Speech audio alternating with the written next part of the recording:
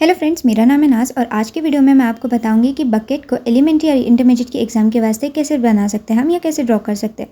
सो उसके लिए सबसे पहले तो हमें एक रूल याद रखना है कि हम स्केल या ज्योमेट्रिक इंस्ट्रूमेंट्स का इस्तेमाल नहीं कर सकते, इसलिए हम यहाँ पर पेंसिल का इस्तेमाल करेंगे। सो आई वुड रिकमेंड कि आप 0.5 से 0.7 तक की लीड पेंसिल इस्तेमाल करें। सबसे पहले हम गाइडलाइन बनाएंगे जिसमें हम एक रेक्टेंगल बना लेंगे जिसकी थोड़ा सा वाइड होगा और फिर उसका एक सेंटर निकाल लेंगे। कुछ इस तरीके से हमें इसे हल्के हाथ से बनाना है। जो सेंटर है हम वो फिंगर्स की मदद से या तो फिर पेंसिल की हेल्प से भी मेजर कर सकते हैं। अब बॉटम लाइन पर हम 2 पॉइंट्स निकालेंगे और इनवर्ट स्लैंटेड लाइंस बनाएंगे कुछ इस तरीके से। करेक्ट शेप के लिए करेक्ट गाइडलाइन होना बहुत ज़रूरी है। उसके बाद में हम बेस को थोड़ा सा कर्व करके बाहर की तरफ और ऊपर से इस तरीके से कर्व बना लेंगे। ये जो कर्व्स होते हैं ये स्लाइटली कर्व होने चाहिए और एंड के पास में थोड़े से पॉइंटी होने चाहिए। उसके बाद कुछ इस तरीके से हम बेस भी बना लेंगे बकेट का, ताकि कुछ बकेट्स में ये होता है, इसलिए मैं आपको ये बता रही हूँ यहाँ पे बना के। एंड देन उसके बाद में एक बॉक्स बना के हम उसमें से हैंडल लेंगे। हैंडल दोनों तरफ से एक ही हाइट पे होगा, इसलिए उसे कुछ इस तरीके से बैक साइड में ले जाना है। अब जो हमने फेंट गाइडलाइंस बनाई थी उन्हें हम इरेज कर लेंगे और अगर थोड़ी सी कुछ एरर्स दिखते हैं तो उन्हें करेक्ट कर लेना है स्टेज पर। अब सिंगल कलर्ड ऑब्जेक्ट के हम 3 या 4 शेड्स लेते हैं। तो यहाँ पर एक डार्क होगा, एक मेन कलर होगा ऑब्जेक्ट का और उसके बाद में लाइट कलर होगा एंड देन उसके बाद में वाइट कलर होगा। ब्रशेस में मैं यहाँ पर ये ब्रश इस्तेमाल कर रही हूँ, आप चाहे तो फ्लैट ब्रश का इस्तेमाल कर सकते हैं, पर मेक श्योर कि आप सॉफ्ट ब्रशेस से इस्तेमाल करें।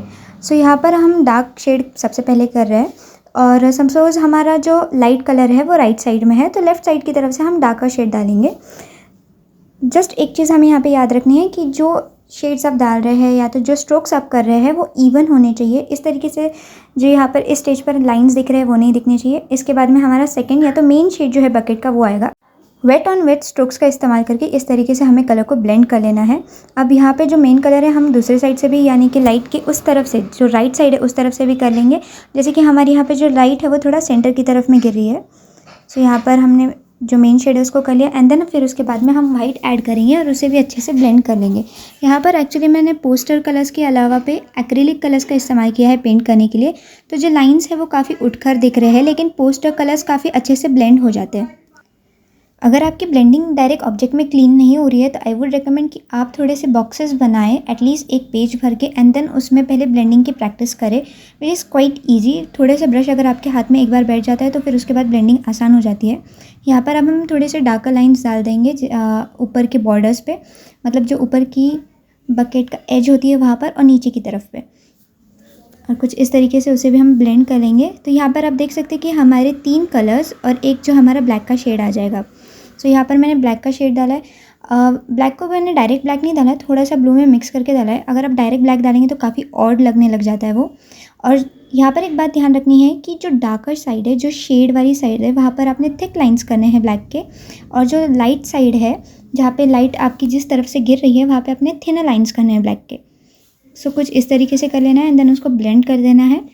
अब यहाँ पर मैंने हैंडल को भी ब्लैक कलर कर लिया है, थोड़ा सा इसे यहाँ पे मैंने फेंट रखा है जैसे वो शेडो हो, और फिर हम वाइट्स डाल देंगे ऊपर से। अगर ऑब्जेक्ट को अच्छा दिखाना है तो डार्क्स को एकदम डार्क रखो और वाइट्स को एकदम लाइट रखो और वाइट रखो। इस कंसेप्ट को हम एक तरीके से वैल्यू का बोलते हैं। अब हम लास्ट के फाइन डिटेल्स करेंगे, जहाँ पर हमने जो बॉर्डर की थी ब्लैक की उसके अपोजिट में वाइट के लाइन्स डालेंगे अंदर की तरफ से कुछ इस तरीके से, जिसकी वजह से इसमें हाईलाइट्स जो है वो अच्छे से उठ के दिखेंगे। इसके बाद में हम डार्क कलर को पतला करके शेडोज़ बना लेंगे कुछ इस तरीके से, और यहाँ पर हमारी बकेट जो है वो रेडी हो चुकी है।